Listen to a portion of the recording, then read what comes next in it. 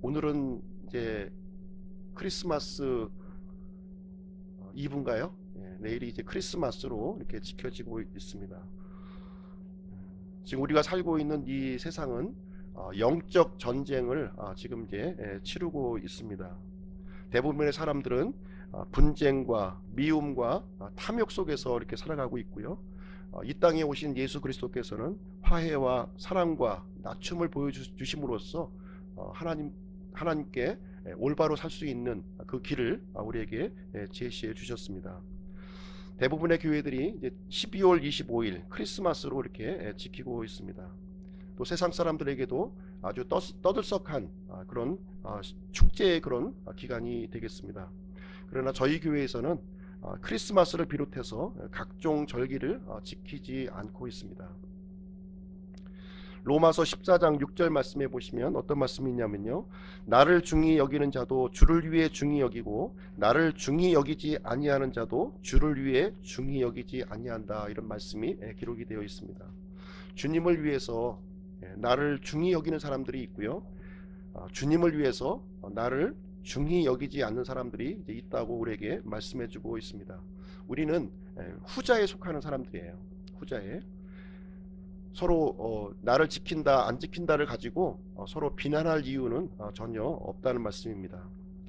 중요한 것은 우리가 세상의 이 크리스마스를 통해서라도 우리 자신을 돌아보고 예수님께서 이 땅에 오신 이유를, 그 의미를 생각하는 그런 시간으로 가졌으면 좋겠습니다.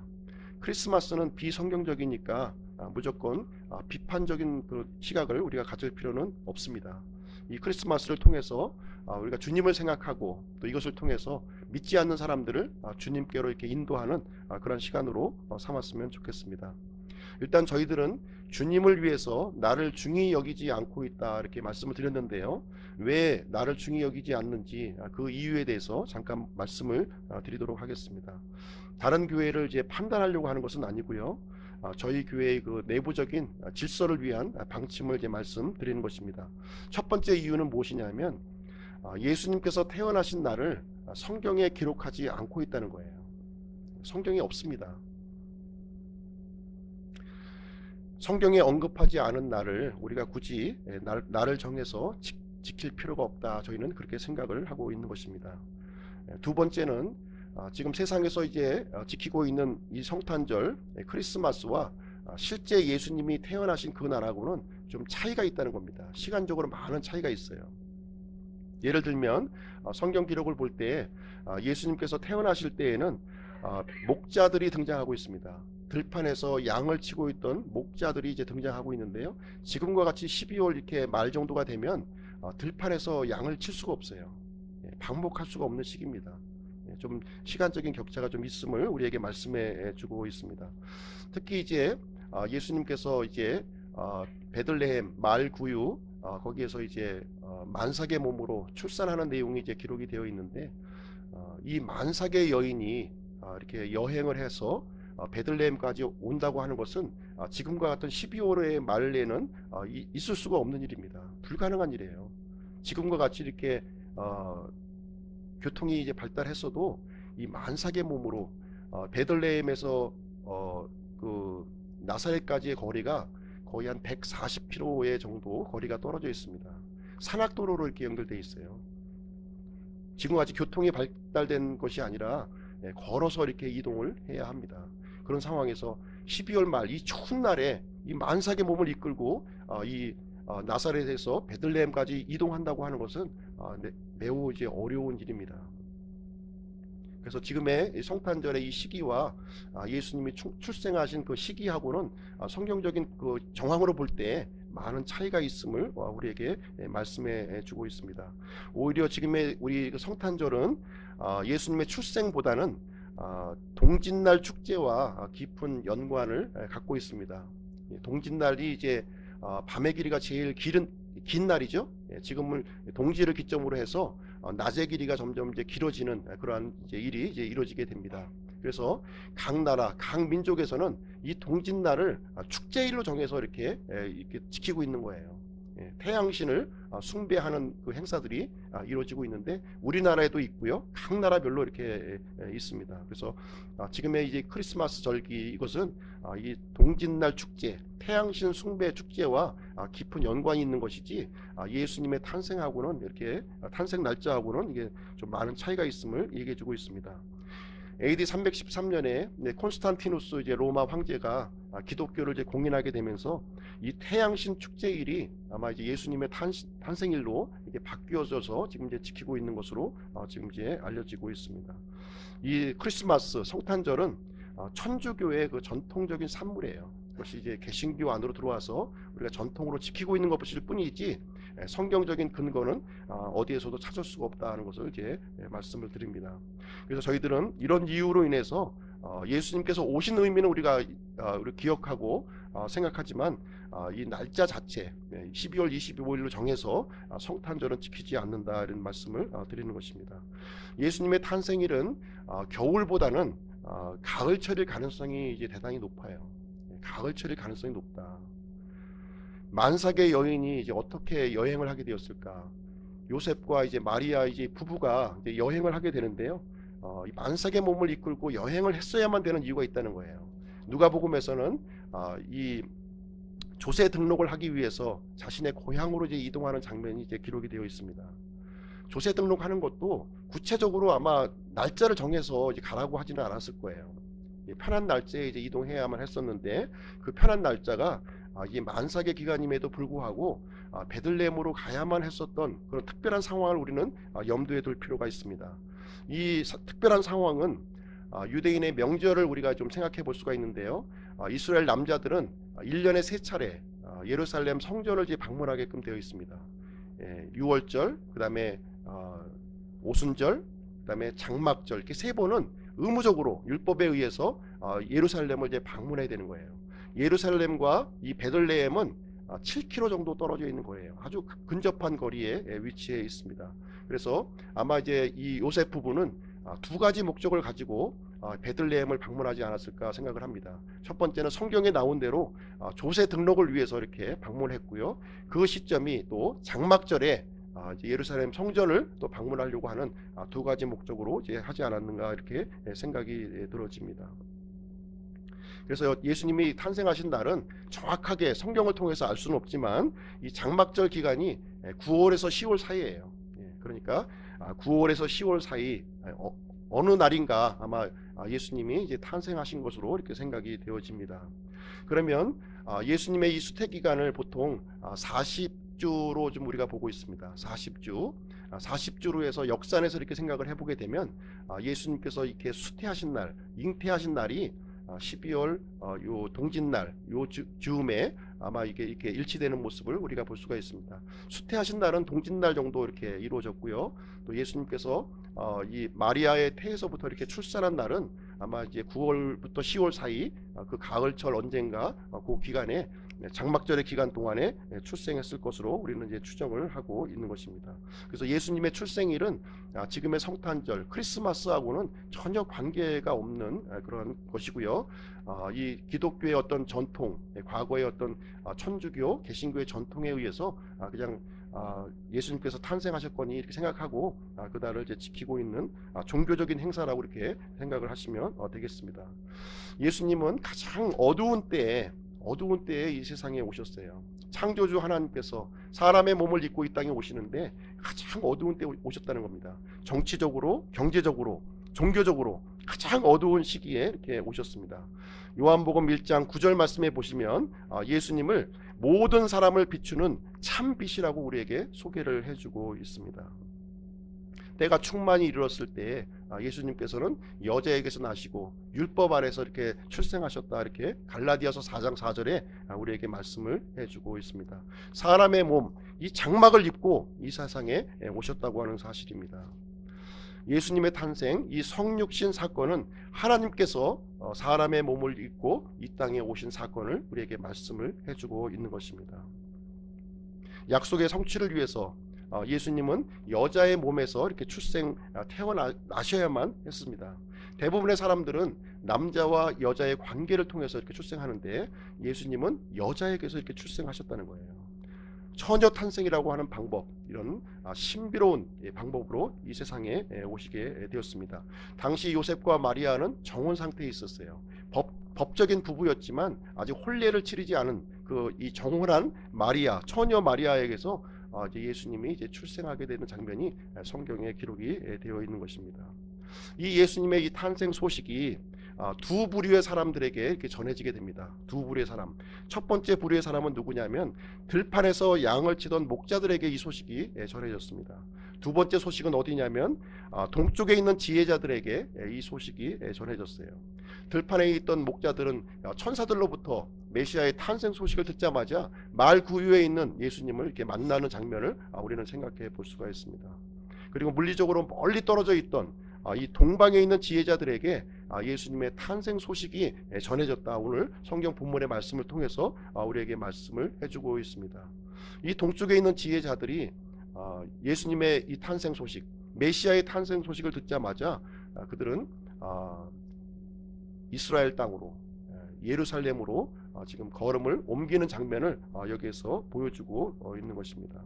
그래서 오늘 오전에 말씀의 제목을 예수님의 탄생 이야기라고 하는 제목을 가지고 하나님의 말씀을 전해드리도록 하겠습니다. 동쪽 어딘가죠? 동쪽 어딘가에서 지혜자들은 메시아의 이 탄생 소식을 접하게 되었습니다. 이 동쪽이라고 하는 이 부분이 의견이 참 분분해요. 도대체 어디를 동쪽으로 얘기하고 있는가? 이 이스라엘 땅을 중심으로 해서 동쪽을 얘기하고 있는 거예요. 동쪽. 가장 가능성이 이제 높은 장소가 어디냐면 바벨론 땅으로 우리는 생각을 해볼 수가 있습니다. 왜냐하면 이스라엘 백성들은 70년간 포로 생활을 바벨론에서 했었던 거예요.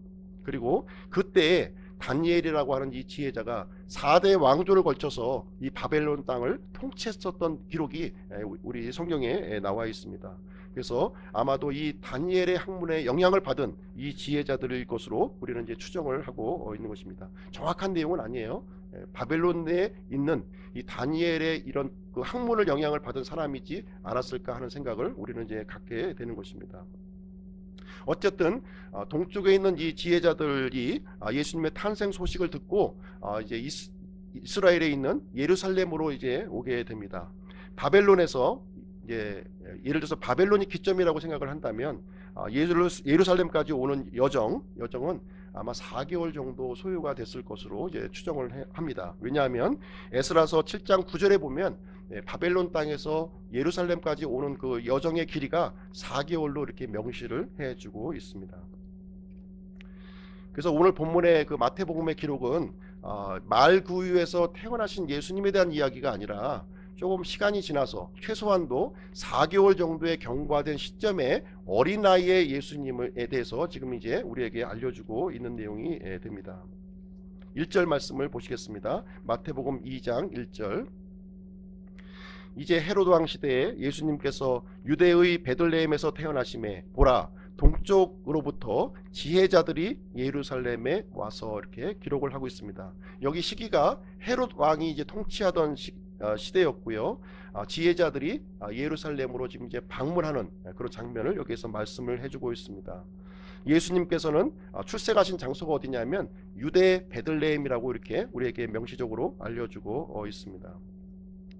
베들레헴은 이 예루살렘과 7km 정도 거리에 있는 한 10마일 정도 거리에 떨어져 있는 그 지역이 되겠습니다.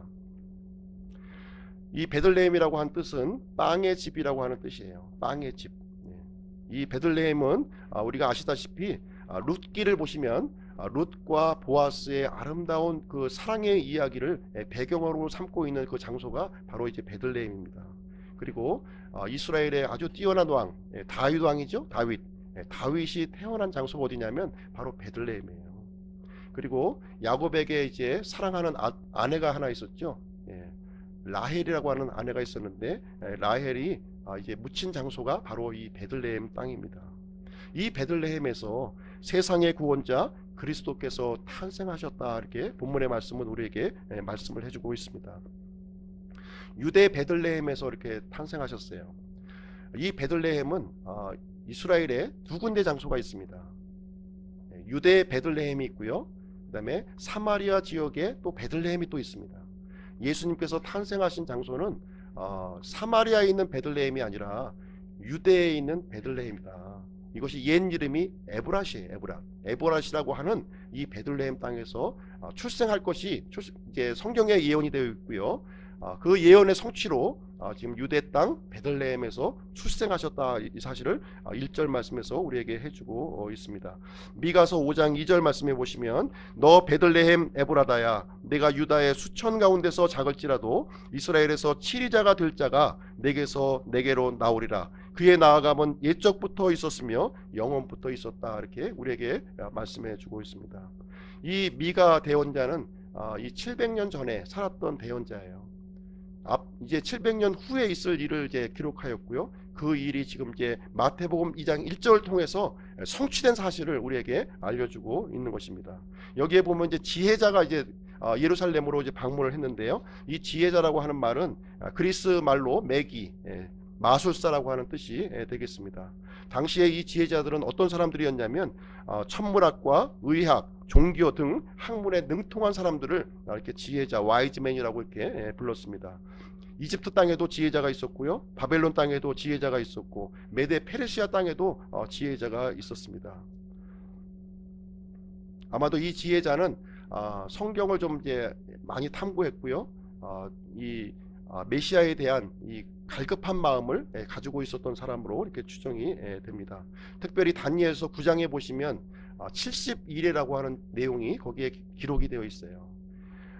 예루살렘을 회복하고 건축하라고 하는 명령이 나가는 때로부터 69일에가 지나가게 되면 메시아가 오시게 되는데, 그 메시아가 끊어지게 되는 이야기가 거기에 기록이 되어 있습니다.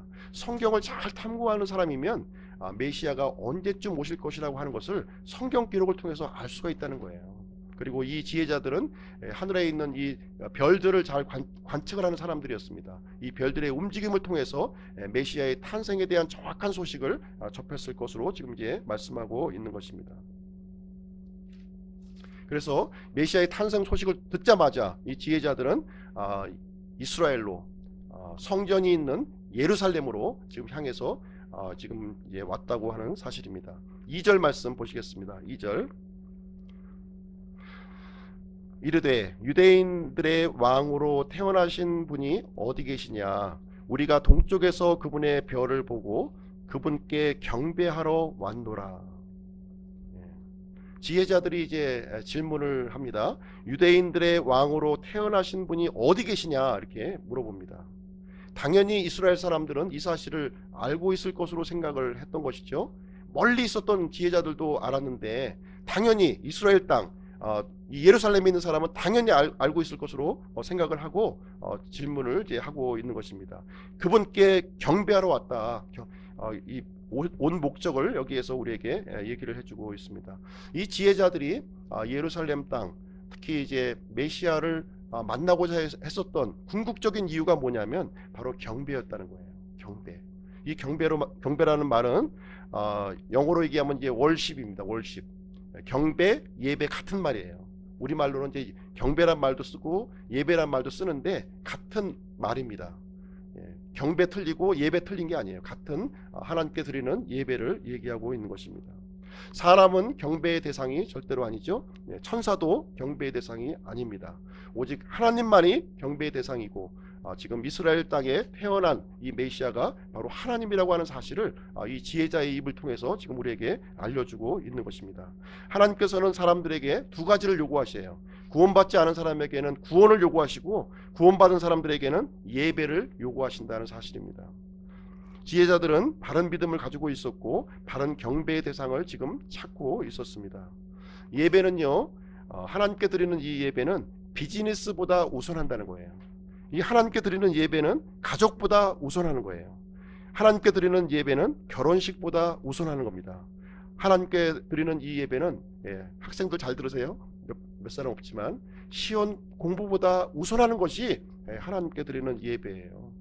이 사실 믿으십니까? 가장 존귀한 가치를 하나님께 드리는 것이 바로 예배다. 이렇게 우리에게 말씀을 해주고 있습니다. 내가 구원받은 것이 분명하다면 그 어느 것보다도 가장 우선해야 될 것이 바로 예배임을 말씀을 해주고 있습니다. 하나님께서는 예배하는 자들을 지금 찾고 계십니다.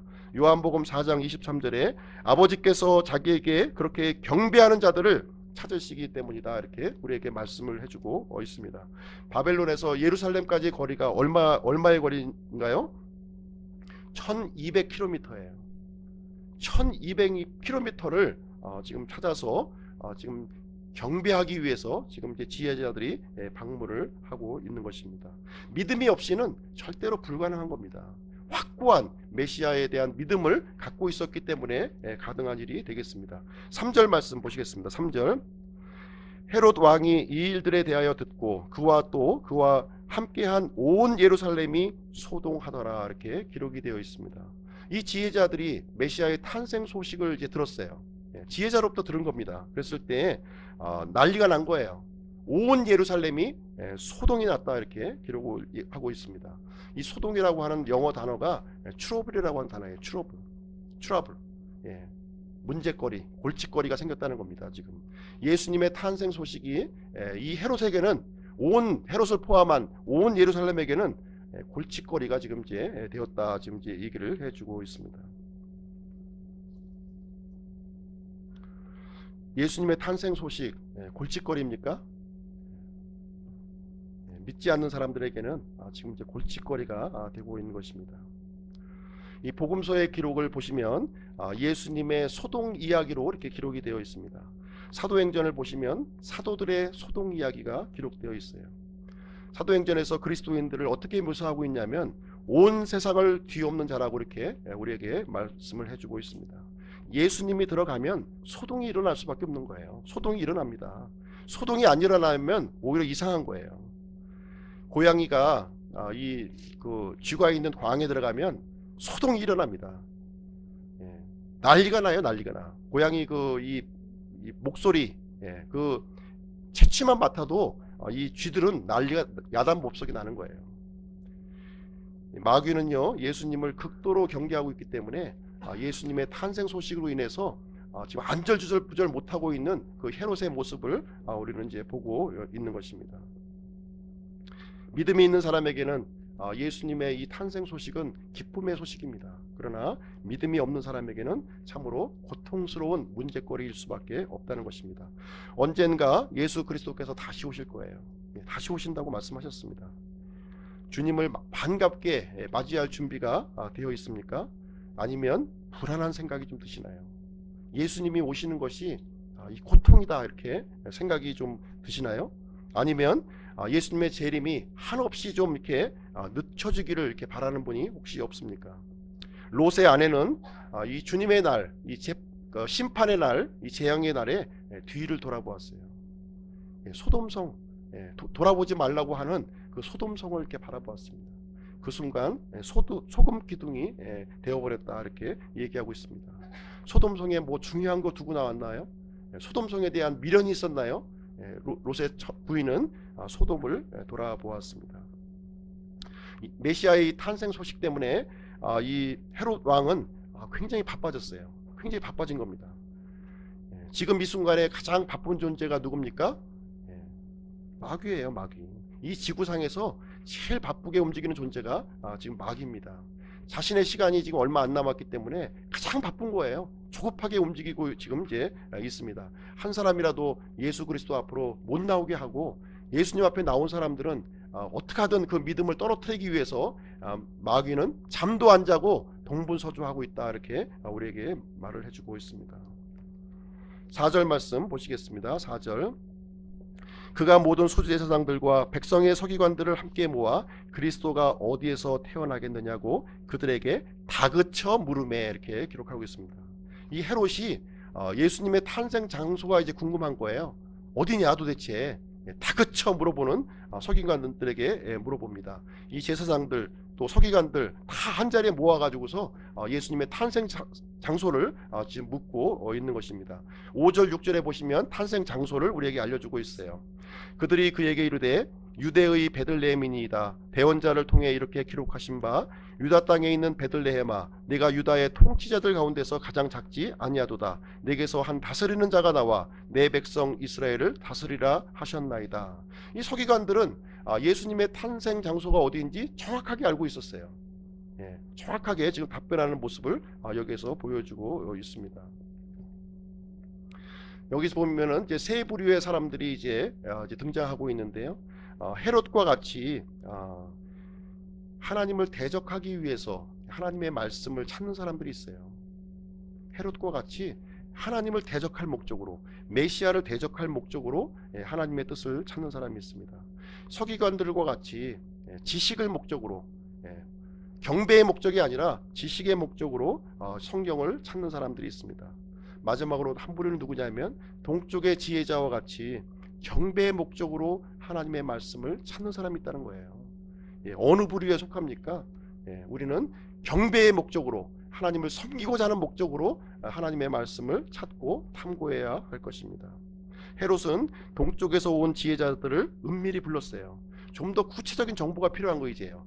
예수님이 탄생하신 것은 분명한 사실이고 예수님이 탄생하신 장소가 베들레헴이라는 것까지 이제 알았습니다. 이제 더 알고 싶은 것이 있었는데 그것이 무엇이냐면 예수님의 메시아의 탄생 시기가 이제 궁금한 거예요. 누구에게 물어야 됩니까? 동방에서 온 그 지혜자에게 지금 질문하는 장면이 여기에 나와 있습니다. 7절 8절 말씀 한번 보시겠습니다.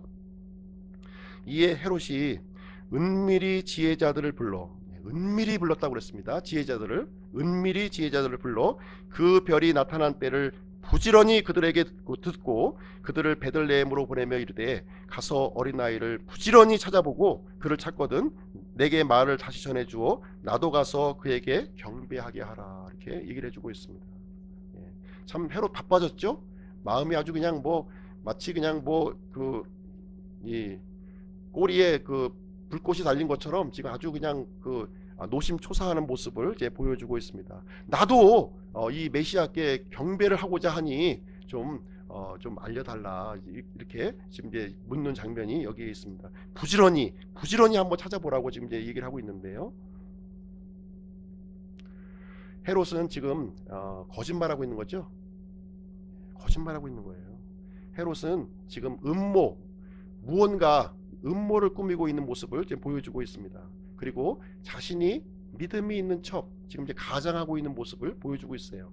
거짓말, 음모, 가장이라고 하는 말은 이 마귀에게 연관되어 있는 단어입니다. 이 헤롯은 전형적인 지금 마귀의 모습을 보여주면서 거짓말과 음모와 자신을 가장하는 모습을 지금 이제 보여주고 있는 겁니다. 9절 10절 한번 보겠습니다. 9절 10절 그들이 왕의 말을 듣고 떠나가는데 보라 동쪽에서 그들이 보았던 그 별이 그들보다 앞서가다가 마침내 그 어린아이가 있는 곳에 이르러 멈추어 서니라. 그들이 그 별을 보고 심히 크게 기뻐하더라. 이제 헤롯 왕의 말을 듣고 이제 유대 베들레헴에 이제 태어나신 그 메시아를 이제 찾으러 이제 가는데 이 바벨론에서 보았던 그 별을 다시 본 거예요. 이 지혜자들을 이 바벨론 땅에서부터 별이 인도해 온 게 아닙니다. 처음에 바벨론 땅에서 메시아의 탄생 소식을 알려주었고 그 탄생 소식을 듣고서 예루살렘 땅으로 온 거예요.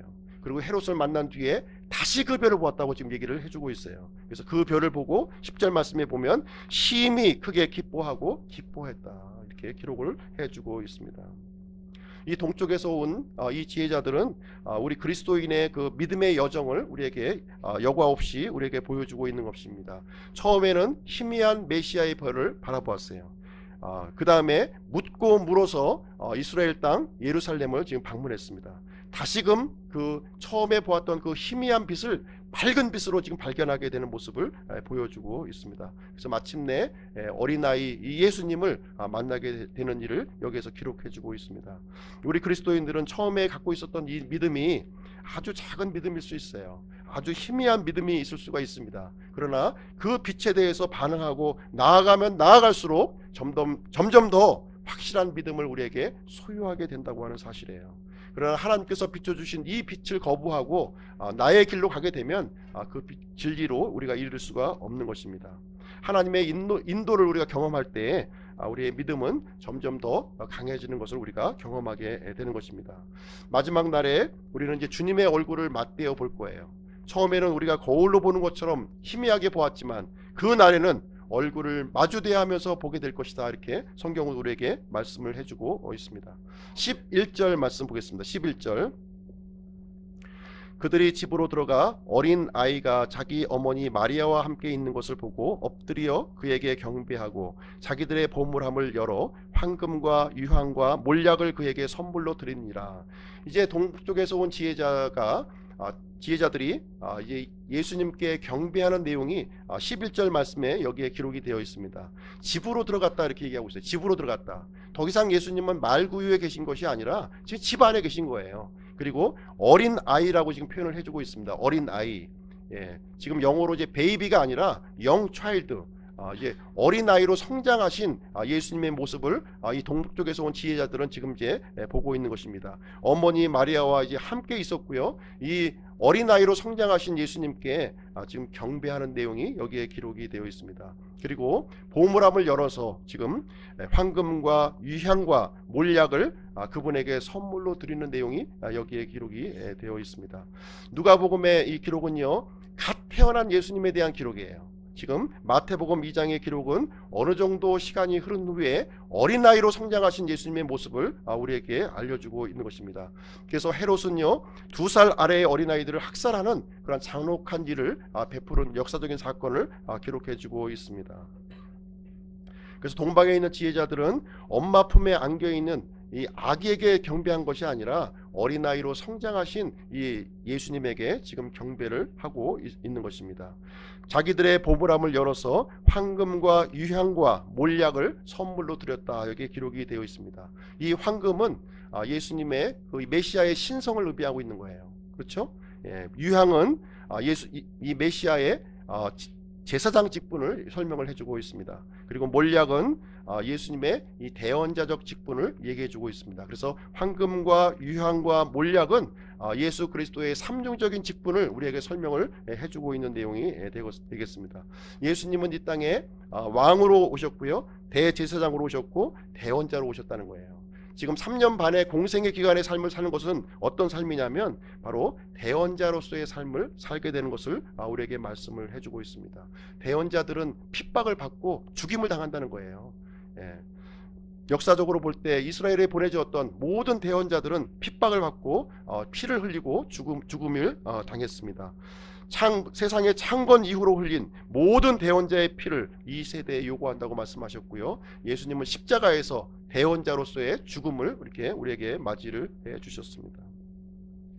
요셉과 마리아는 매우 가난했어요.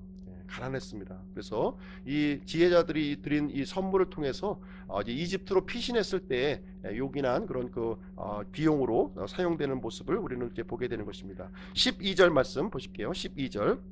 그들이 꿈에 하나님으로부터 헤롯에게 돌아가지 말라는 경고를 받고 떠나 다른 길로 자기들 나라로 가니라. 그래서 이 지혜자들은 자신이 왔던 그 길로 돌아간 것이 아니라 다른 길로 자신의 고국으로 돌아갔다 이렇게 기록을 하고 있습니다. 우리 구원받은 사람들은 다시 우리가 지나왔던 길로 돌아가면 안 돼요.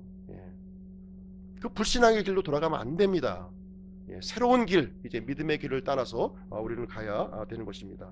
여기서 꿈을 통해서 우리에게 이제 계시되는 모습을 이제 보여주고 있는데요. 현 시대에는 꿈으로 우리에게 계시를 해주지 않습니다. 꿈을 꾸려고 하시면 안 돼요. 더 이상은 이제 성경 기록을 통해서 하나님께서 보내주신 메시아를 우리가 발견해야 되는 것입니다. 13절, 14절, 15절 한번 보시겠습니다. 13절, 14절, 15절. 그들이 떠난 뒤에 보라, 주의 천사가 꿈에 요셉에게 나타나 이르되 헤롯이 어린아이를 찾아 그를 죽이려 하니 일어나 어린아이와 그의 어머니를 데리고 이집트로 피하여 내가 네게 말을 전해줄 때까지 너는 거기 있으라 하매 그가 일어나 밤에 어린아이와 그의 어머니를 데리고 이집트를 떠나 헤롯이 죽을 때까지 거기 있었으니 이것은 주에 관하여 대언자를 통해 말씀하신 것을 성취하려 함이더라. 이르시되 이집트에서 내가 내 아들을 불러내었노라 하셨더라. 여기에 보시면 주의 천사가 이제 꿈에 나타나서 요셉에게 이제 피신할 것을 이제 알려주는 내용이 여기에 기록이 되어 있습니다. 여기에 보시면 어린아이와 그의 어머니 이렇게 기록하고 있어요. 어린아이와 그의 어머니. 어머니 마리아가 이제 앞에 나오고 이 어린아이 예수님이 뒤에 나오는 것이 아니라 어린아이가 먼저 언급되고 그 다음에 어머니 마리아가 언급되는 모습을 볼 수가 있습니다.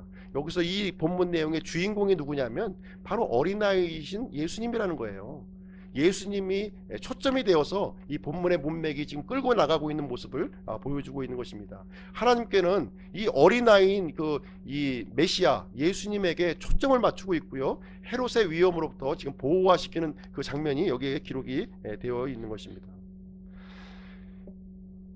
이집트에서 내가 내 아들을 불러내온도라, 이 말은 구약성경 호세아서 11장 1절에 나오는 말씀이에요.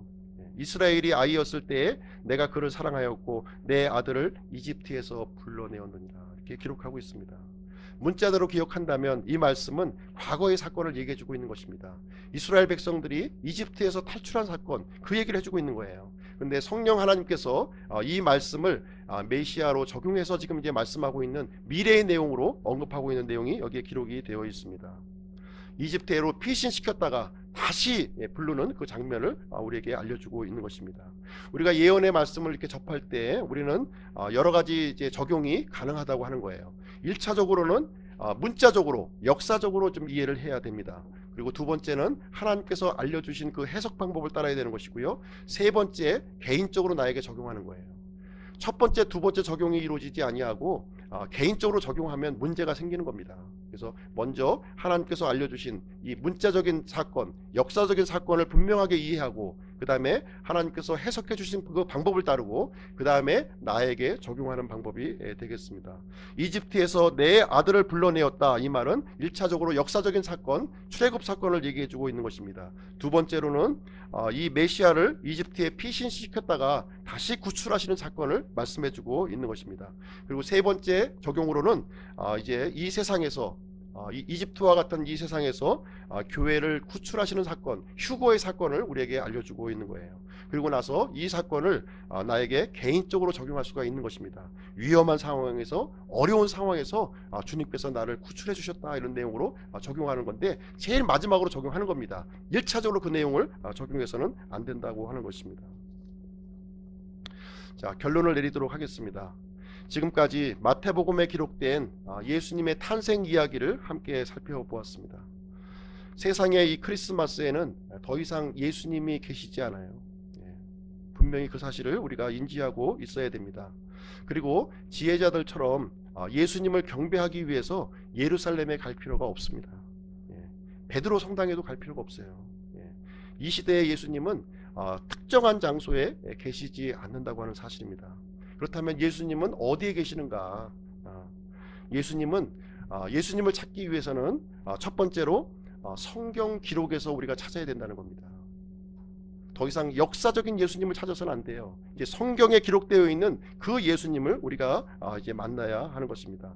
성경 기록을 통해서 우리는 아기 예수님을 만날 수가 있어요. 성경 기록을 통해서 어린아이로 성장하신 예수님을 만날 수가 있습니다. 성경 기록을 통해서 12살이 된 예수님을 우리는 만나볼 수가 있습니다. 성경 기록을 통해서 3년 만에 공생애를 사셨던 그 예수님을 만날 수가 있어요. 그리고 성경 기록을 통해서 십자가에서 죽으시고 3일 만에 부활하신 그 예수님, 메시아 하나님을 우리가 만날 수가 있다고 하는 사실입니다. 부지런히 성경을 탐구하는 사람들에게 예수님을 만날 수가 있다는 것입니다. 요한복음 5장 39절 말씀해 보시면요, 성경 기록들을 탐구하라. 너희가 그것들 안에서 영원한 생명을 얻는 줄로 생각하거니와 그것들은 곧 나에 대하여 증언하는 것이니라. 그래서 성경 기록은 모두 예수 그리스도에 대한 기록으로 가득 차 있는 거예요. 예수님을 만나려면 성경 기록을 부지런히 탐구해서 거기서 예수님을 우리가 만나야 된다는 것을 얘기해 주고 있습니다. 두 번째로 예수님을 만나려면 어떻게 해야 되느냐? 예수님은 믿음을 가진 사람들과 함께 하신다는 거예요. 믿음을 가진 사람들과 함께 하셔요. 예수님은 더 이상 물리적인 공간에 존재하시는 것이 아닙니다. 예수님이 존재하시는 것은 믿는 사람들, 신자들의 마음속에 거하신다, 이렇게 우리에게 말씀을 해주고 있습니다. 우리 신자들이 이 메시아의 거처가 되신다고 우리에게 성경은 말씀해 주고 있습니다. 불신이 있는 곳에는 예수님이 계시지 않아요. 믿음이 있는 곳에 예수님이 함께 계시는 것입니다. 예수님은 믿음의 창시자요 또한 완성자라고 우리에게 말씀해주고 있습니다. 히브리서 12장 2절에 보시면 우리의 믿음의 창시자시요 또 완성자이신 예수님을 바라보자. 그분께서는 자기 앞에 놓인 기쁨으로 인해 십자가를 견디사 그 수치를 멸시하시더니 이제 하나님의 왕자 오른편에 앉으셨느니라 이렇게 기록하고 있습니다. 그리고 예수님은 세 번째로 빛 가운데 거하신다는 거예요. 빛 가운데 거하셔요. 예수님은 이 세상에 빛으로 오셨습니다. 참 빛으로 오셨고요. 예수님에게는 그 어떤 빛도 우리가 발견할 수가 없습니다. 예수님은 빛과 함께 진리와 함께 계시는 분이라고 우리에게 말씀을 해주고 있습니다. 우리 요한복음 요한일서 1장 7절 말씀 한번 찾아서 읽어보도록 하겠습니다. 요한일서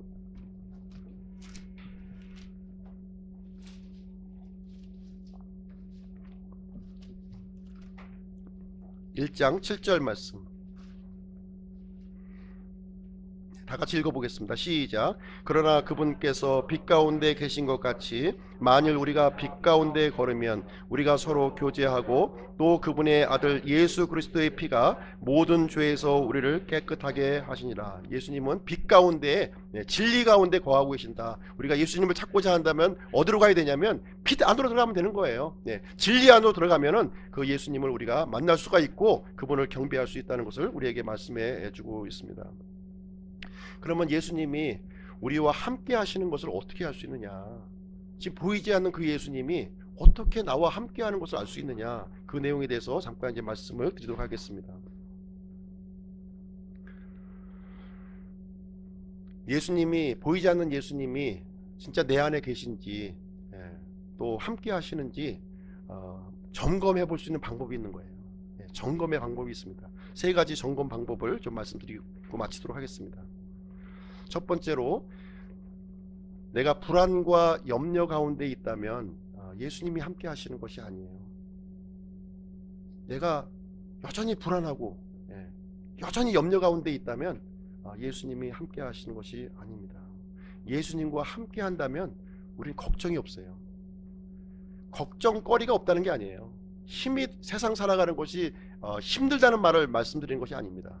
비록 걱정거리가 있고 힘이 들고 어렵다 할지라도 걱정과 염려가 없어진다는 겁니다. 예수님이 함께 하시면 없어진다는 거예요. 더 이상 걱정과 염려에 얽매이는 삶이 아니라 거기에서 벗어난 삶, 평안의 삶을 우리에게 약속하고 있기 때문에 그렇습니다. 힘들어도 견딜 수가 있는 거예요.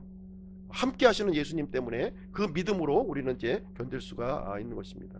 예수님께서는 우리에게 평안을 주셨습니다. 평안을 주셨고요. 더 이상 불안과 걱정이 우리 마음을 지배하지 못하도록 이렇게 해주셨습니다. 내 마음이 여전히 불안함과 걱정함 속에 이렇게 놓여 있다면 예수님이 나와 함께 하시지 않는구나 이렇게 생각을 하시고 그 예수님을 찾으려고 애를 써야 된다는 거예요. 성경 기록을 통해서 찾아야 되고 빛 가운데서 찾아야 되고 이렇게 해야 된다는 것을 얘기해 주고 있습니다. 두 번째로는 욕심 가운데 있으면 예수님이 함께하지 않으십니다. 욕심 가운데 있으면 예수님이 함께하지 않으셔요. 예수님이 함께하시면 욕심이 사라져요. 욕심이 참으로 희한한 일입니다. 예수님을 믿기 전에는 그토록 그렇게 붙들고 싶고 하고 싶은 일들이 많았는데 예수님 믿고 나서는 그게 그렇게 흥미가 없어지는 거예요. 흥미가 돈 버는 것도 흥미가 없고 뭐 세상 친구들하고 노는 것도 흥미가 없고 오직 그 흥미가 이제 완전히 바뀌어진 모습을 우리에게 알려주고 있습니다. 내가 여전히 세상에 욕심이 있고 뭔가 세상에 대한 애착심이 있다면 예수님이 함께하지 않고 있구나 이렇게 생각하시면 돼요. 예수님이 함께 하시는 사람에게는 세상의 애착심 그 정욕들을 완전히 끊어내어 버리신다고 우리에게 말씀을 해주고 있습니다. 우리 믿는 사람들에게는요 더 이상 물질을 통해서 행복을 구하려고 하지가 않아요. 육신의 만족으로가 아니라 이 영적인 만족, 이 선한 갈망을 추구하는 특징이 있다고 하는 사실입니다. 세 번째로 오만함이 있는가 하는 것을 우리가 점검해 봐야 돼요. 오만한 사람에게는 예수님이 함께하지 않습니다. 겸손하고 마음이 통회하는 사람에게 예수님이 함께 하시고 있습니다. 진리편에 있다고 이렇게 외치는 사람들이 요즘에 많이 있어요. 진리편에 있다. 불의에 대해서 이렇게 분노하고 투쟁하고 싸우려고 하고 이 세상의 이 잘못된 것들을 바로잡으려고 하는 그런 사람들이 많이 있습니다. 믿는 사람들에게는 예수님이 계시다는 거예요. 믿지 않는 사람들은 예수님이 없기 때문에 자신이 예수님이 되어서 이 세상을 정죄하고 심판하고 바꾸려는 마음이 있어요. 우리 믿는 사람에게는 예수님이 있습니다. 그래서 절제함이 있고 이 모든 그 정죄와 심판을 이렇게 공평하게 진행하실 예수님을 우리가 소유하고 있다고 하는 사실입니다. 그래서 진리편에 있는 사람들이 자신이 예수님의 자리에 서려고 하는 그런 실수를 많이 범하는 모습을 우리는 보고 있습니다. 믿는 사람이든 믿는 사람들에게도 우리 중심에 예수님이 계시느냐 안 계시느냐, 이것은 우리가 점검을 해야 될 그런 부분이 되겠습니다. 내가 불안 가운데 있다면, 내가 욕심 가운데 있다면, 나에게 오만한 가운데 있다면 예수님이 계시지 않는 겁니다. 그래서 우리 성탄을 맞이해서, 예수님의 탄생을 맞이해서 우리는 이 예수님을 경배의 자리로, 예수님을 주인의 자리로 우리가 내어드려야 되겠습니다. 예수님께 경배하는 성탄, 말씀과 믿음과 빛에 거하는 성탄이 되기를 간절히 바랍니다. 그래서 예수님과 함께하고 예수님의 사랑을 실천하는 복된 성탄이 되시기를 주님의 이름으로 축원드립니다. 다 함께 기도하도록 하겠습니다.